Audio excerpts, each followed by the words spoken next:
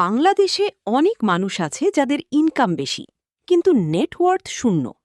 আবার এমন মানুষ আছে যাদের ইনকাম কম কিন্তু নেটওয়ার্থ 1 কোটি। পার্থক্যটা একটাই, তারা ক্যাশ ফ্লো বুঝে, অন্যরা শুধু স্যালারি বুঝে। গতকাল 4 মাসে 72,000 টাকা সেভিংসের এক্স্যাক্ট রুলস দেখিয়েছি। আজ সেই সেভিংসকে আসলে ওয়েলথে কনভার্ট কিভাবে করে, এই ডিফারেন্সটা 90% মানুষ জানেই না।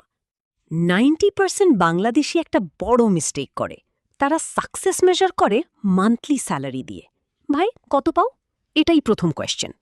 কিন্তু ওয়েলথের অ্যাকচুয়াল ডেফিনিশন হলো net worth equals assets minus liabilities.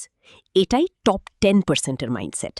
Asset হলো যেটা আপনার পকেটে টাকা ঢোকায়, লাইবিলিটি হলো যেটা পকেট থেকে টাকা বের করে।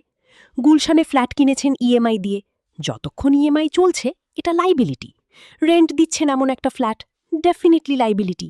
কিন্তু একটা ওয়েবসাইট যা মাসে 10,000 টাকা অ্যাড রেভিনিউ আনছে, সেটা রিয়েল অ্যাসেট।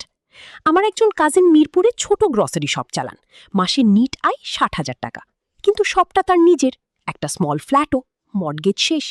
তার নেটওয়ার্থ 1,20,00,000। আমার 80,000 স্যালারির নেটওয়ার্থ ছিল 2 লাখ। আমার ইনকাম বেশি, তার ওয়েলথ বেশি। টপ 10% মাইন্ডসেট শিফটই এই। প্রতি মাসে নিজেকে একটাই কোয়েশ্চেন, এই মাসে আমি কোনো অ্যাসেট অ্যাড করেছি, কোনো লাইবিলিটি রিমুভ করেছি? ইনকাম স্পেন্ড করা হবি না, অ্যাসেট বিল্ড করা স্কিল। বাংলাদেশে এই কনসেপ্ট এতটাই রেয়ার যে আপনি যদি 2 বছর কনসিস্টেন্টলি এই দুটো কোয়েশ্চেন নিজেকে করেন, আপনি অটোমেটিক টপ 5%-এ চলে যাবেন। এফর্ট না, অ্যাওয়ারনেসের গল্প। কালকে ডে 7, ফুল প্লেবুক এক জায়গায়, সব 6 দিনের প্রিন্সিপালস, একটা ক্লিয়ার অ্যাকশন প্ল্যান এবং পরের সপ্তাহের প্লেবুকের প্রিভিউ। সব প্লেলিস্টে সেভ রাখুন।